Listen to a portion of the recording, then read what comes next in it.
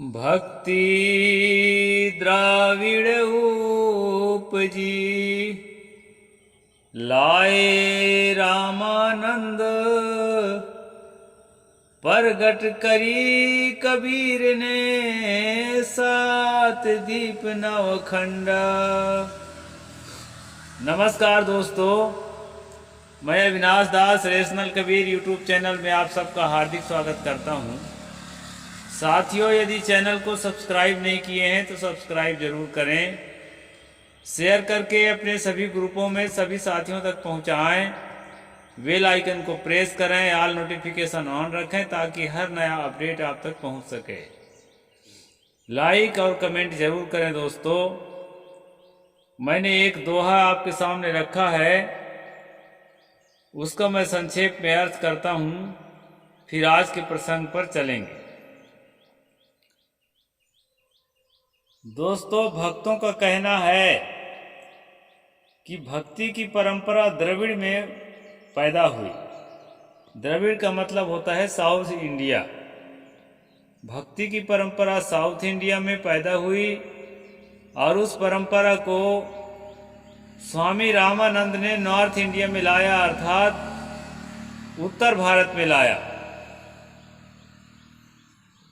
और उसके लाए हुई भक्ति को उनके शिष्य कबीर ने सात दीप और नवखंड में जो है पूरे संसार में प्रचार किया। ऐसी धारणा है दोस्तों, और ये धारणा इसलिए है कि ये दोहा बना करके लेखक ने लोगों के दिलो दिमाग में बिठा दिया। हम ऑपरेशन कर रहे हैं कि इसमें सच्चाई कितनी है, फैक्ट चेकिंग कर रहे हैं कबीर और रामानंद इस किताब के माध्यम से। दोस्तों, इस चैनल का उद्देश्य किसी भी जाति, धर्म, संप्रदाय या व्यक्ति विशेष को आहत पहुंचाना नहीं है।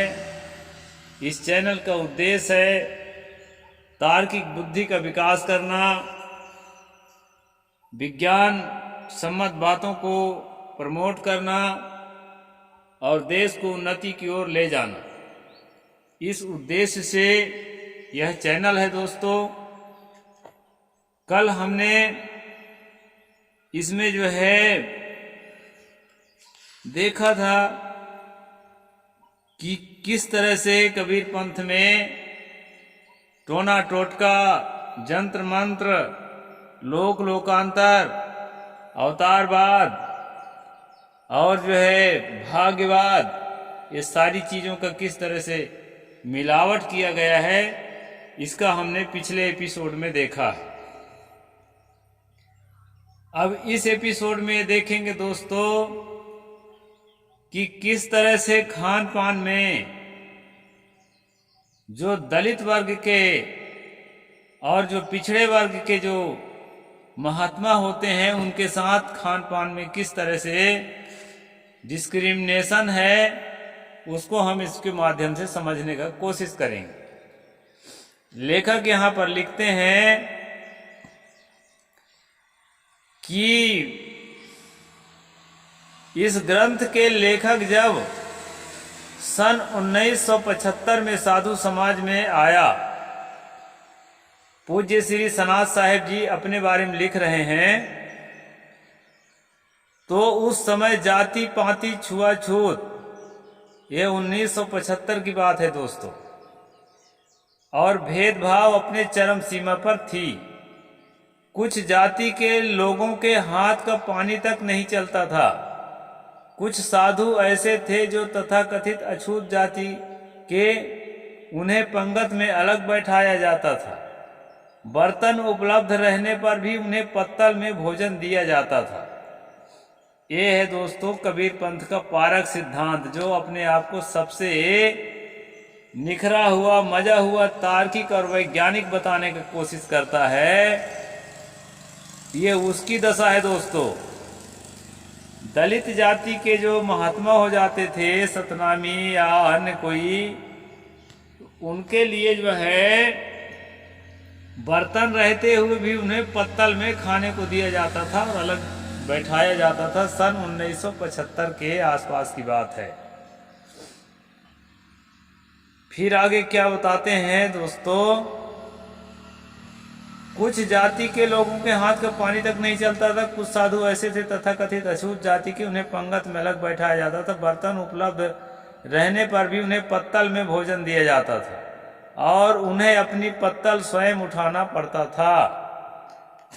ज्यादातर भक्तों के संतों के पत्तल भगत लोग उठाते हैं, या जो जूनियर महात्मा है वो सीनियर महात्मा की थाली उठा के धोता है। ऐसी परंपरा है। अभी एक मर्यादा के तहत, अनुशासन के तहत ये परंपरा गलत नहीं है। लेकिन साथियों, ये जो दलित जाति के महात्मा चाहे जितना भी सीनियर हो जाए, उसको जो है अपने हाथ ही पत्तल उठाना पड़ता था। यह बात जो है लेखक यहां पर लिखे। देहात में भक्तों के रामत करते हुए अछूत जाति के भक्तों के बर्तन नहीं लिए जाते थे।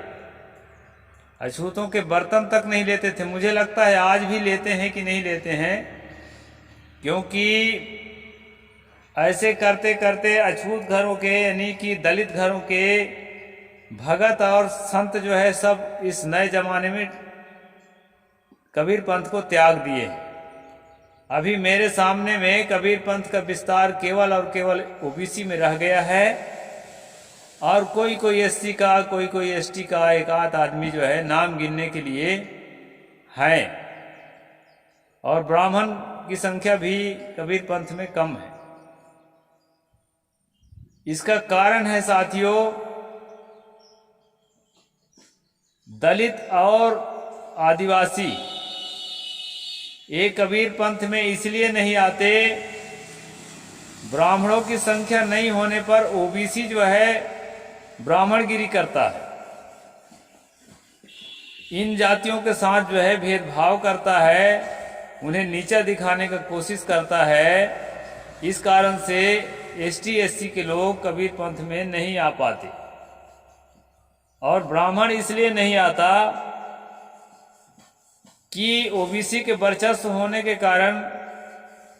अभी पिछले पीढ़ी में तो सब ब्राह्मणे गुरु होते रहे हैं, लेकिन अभी इस पीढ़ी की बात मैं बता रहा हूं। वर्तमान के एक दो हैं ब्राह्मण गुरुआई कर रहे हैं साधु बन के, और खूब वेद शास्त्र थोप रहे हैं लोगों के दिमाग में, हिंदूगिरी कर रहे हैं। लेकिन ज्यादातर महंत जो हैं ओबीसी के हैं, जो एसटी एससी के साथ ब्राह्मणगिरी करते हैं। और ब्राह्मण इसलिए नहीं घुसता इसमें कि ओबीसियों के वर्चस्व में उसको दंडवत करना पड़ेगा, और ब्राह्मण कभी ओबीसी को दंडवत नहीं करना चाहता, चाहे कितना भी योग हो जाए। शूद्र न गुणगन ज्ञान पर भी ना, इस तर्ज में। तो आज की स्थिति यह है दोस्तों, छत्तीसगढ़ के भक्त लोग बताते हैं कि पहले सदगुरु श्री लाल साहेब आदि के जमात में वहां के साहू जाति के भक्तों के हाथ का पानी नहीं लिया जाता था। श्री लाल साहेब के जमाने के बारे में, श्री विशाल साहेब के जमाने के बारे में मैं बूढ़े बूढ़े संतों से पूछता हूँ, तो ये बिल्कुल स्पष्ट बताते हैं कि ये ऐसे ब्राह्मण थे। विशाल साहेब तो हालांकि जन्म से कुर्मित थे, लेकिन वो भी छत्तीसगढ़ के साधुओं के हाथ का पानी रोटी इसलिए नहीं खाते थे कि छत्तीसगढ़ में ज्यादातर तेली जाति के लोग साधु होते हैं। यानी कि एक त्वचा हाड़ मल मूत्र, एक रुधिर एक गुदा, एक बूंद से सृष्टि रची है, को ब्राह्मण को शूद्रा। ये लोग बीजक का पाठ तो करते हैं, लेकिन जो है तेली के हाथ का रोटी पानी नहीं चला पाते। तो विशाल साहेब, लाल साहेब, राम स्वरूप साहेब, ये साहेब बड़े बड़े महापुरुषों में इनकी गिनती होती है। इनके फोटो तस्वीर के आज भी आरती उतारते हैं लोग। लेकिन जब मैं पता करता हूं दोस्तों पुराने लोगों से और इस तरह की किताबों से, तो पता चलता है कि घोर ब्राह्मणवादी लोग थे। गुरु तो क्या इंसान कहलाने के लायक भी नहीं थे। या मैं ऑन रिकॉर्ड बोल रहा हूं, और मुझे इस बात का भय नहीं है अगर ऐसा था तो साथियों, यहाँ पर जो है साहू जाति के भक्तों के हाथ का पानी नहीं लिया जाता था। बाद में सुधार हुआ। सुना जाता है कि कबीर पंथ के एक प्रसिद्ध महात्मा, जिनके बोधक और मार्गदर्शक एक उच्च कोटि के संत थे। यहाँ पर लेखक ने नाम नहीं लिखा है, लेकिन मुझे जो है जानकारी मिली है कि राम सूरत साहेब, जो हमारे दादा गुरु कहलाते, वो श्री सुकई साहेब से जो है प्रभावित होकर कबीर पंथ में आए। और सुकई साहेब जो हैं दलित जाति में जन्म लिए थे, इसलिए कहते हैं कि उनके चरण धोके चरणामृत भी ले लेते रहे राम सूरत साहेब, लेकिन उनके हाथ के पानी और उनके बर्तन का भोजन कभी नहीं लिए। तो इस तरह से जो है सुनने को मिलता है दोस्तों पुराने संतों से। आज भी बूढ़े बूढ़े 2-3 संत हैं जिनसे मैं इन बातों को सुना, मुझे बड़ा आश्चर्य हुआ कि ये कैसा कबीर पंथ है। तो यहाँ पर लेखक ने लिखा है, किंतु उनके आश्रम के बर्तन में जीवन भर कभी भोजन नहीं बनाए। ये राम सूरत साहेब जी की बात है कि वो सुकई साहेब के जो बर्तन है उसमें कभी भोजन बना के नहीं पाए, इतना अछूत मानते थे, जबकि उन्हीं से प्रभावित होकर कबीर पंथ में आए। ये बात मैंने सुना है। जब उन महंत श्री को भोजन बनाना होता तो गांव के सवर्णों के यहाँ, ब्राह्मण, क्षत्रिय इत्यादि के यहाँ से बर्तन मंगा जाता था। पता नहीं ये तथाकथित सवर्ण जाति के लोग शाकाहारी भक्त थे भी या नहीं। यानी भले मांस खाते हों, मदिरा पीते हों, लेकिन ब्राह्मण होना चाहिए, क्षत्रिय होना चाहिए, तब उसके घर का बर्तन ये महात्मा लोग उपयोग करते थे, नहीं उसके बर्तन का भी उपयोग नहीं करते थे। लेखक आगे लिखते हैं, वैसे संस्मरण तो बहुत हैं, विस्तार भय से सब नहीं लिख पा रहा हूँ। इस प्रकार से कबीर पंथ में ब्राह्मणवाद हावी रहा और कुछ क्षेत्र में अभी भी हावी है, जिनके मुख्यतः 2 रूप हैं, एक बाहरी, दूसरा भीतरी। बाहरी रूप में चोटी और जनेऊ तथा भीतरी रूप में छुआछूत। जिस चोटी और जनेऊ के विरोध में सतगुरु कबीर ने आजीवन संघर्ष किया था, किंतु खेद के साथ लिखना पड़ रहा है कि अनेक कबीर अनुयायी, बड़े बड़े मठाधीश, आचार्य, महंत एवं धुरंधर प्रवक्ता लोग चोटी जनेऊ, जो ब्राह्मण का प्रतीक है, जिसे आज तक छाती पेटे लगाए हुए हैं। कई स्थानों में छुआछूत आज भी बरकरार है। कबीर पंथ की एक प्रमुख शाखा तो यह बद्ध मूल धारणा है कि कबीर साहब ने उनके ही वंश के लोगों को 42 वंश तक संसार में गुरुवाई करने का ठेका दे रखा है। बिहार प्रदेश के कृष्ण कारखी में भी यही बात पाई जाती है कि मुख्य गद्दी का पूर्व महंत के जाति वाले ही उसी जाति का होना महंत के लिए नहीं, ब्राह्मण जाति का होना अनिवार्य है।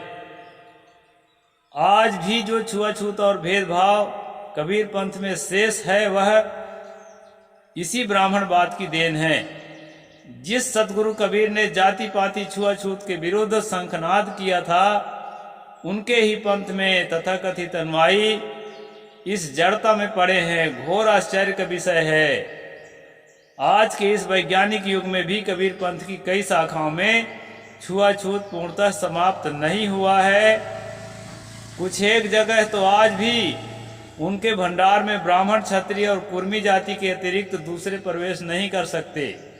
दोस्तों, जब मैं लखनऊ डालीगंज आश्रम में गया था भाषण प्रवचन के दौरान, तो अचानक जब मैं भंडार घर में गया तो वहां महात्मा बाराबंकी के थे और कुछ भगत थे, कुछ विद्यार्थी थे। उन्होंने मेरे से पूछा कि आपके माता पिता किस बिरादर के हैं? तो मैंने उनको जवाब दिया, चमार, क्योंकि वो यही सुनना चाहते थे। इसके बाद जो है मैं कहा, कोई रिश्तेदारी करना है क्या? माता पिता की जाति पूछ करके। तो जो है कोई जवाब नहीं दिए। दोस्तों ये चीज जो है आज भी खासकर उत्तर भारत में और छत्तीसगढ़ में तो साधु साधु सब एक जगह बैठ के खाते हैं, क्योंकि ज़्यादातर हम लोग एक ही वर्ग के हैं तो यहाँ चल जाता है। लेकिन यहाँ कोई ब्राह्मण साधु नहीं हुआ है अभी छत्तीसगढ़ से। जितने भी हैं हम लोग ज़्यादातर ओबीसी के हैं तो एक दूसरे के खाते हैं। लेकिन मैं ये चाहता हूँ कि एससी और एसटी के लोग भी साधु हों, और यहाँ है भी अभी काफ़ी हमारे यहाँ ठीक है। उत्तर भारत के हिसाब से हम काफ़ी यहाँ है, कम से कम साधु समाज में सब एक दूसरे के हाथ की रोटी पानी खाते हैं, और इस प्रकार कोई बात खासकर हमारे इलाके में नहीं है। लेकिन इस पुस्तक में सन 1975 के आसपास की बातें हैं दोस्तों। तो उस समय जो है कबीर पंथ में ये था, और एकदम से निर्मूल नहीं हुआ है, आज भी कुछ मात्रा में ये बात है। तो ये बात जो है समाप्त तो होना चाहिए, ऐसा हम लोग चाहते हैं। दिलों से समाप्त होए, आश्रमों से समाप्त होए, कुटियों से समाप्त होए, समाज से समाप्त होए, पूरे देश से समाप्त हो जाए। मनुष्य केवल मनुष्य है, मनुष्य के साथ मनुष्यता की तरह व्यवहार करना चाहिए। कबीर साहिब किसी भी प्रकार से जातिवादी रामानंद के शिष्य नहीं थे, इसलिए कबीर पंथ में जातिवाद नहीं होना चाहिए। चोटी जनेऊ कबीर साहिब का संकेत या सिंबल नहीं था, इसलिए चोटी जनेऊ का कोई जो है औचित्य नहीं है, यह भी नहीं होना चाहिए। ऐसा हम नए रैशनल लोग चाहते हैं। तो आज इतना ही कहूँगा दोस्तों। साहेब बंदगी, जय जोहार, जय भीम, जय भारत।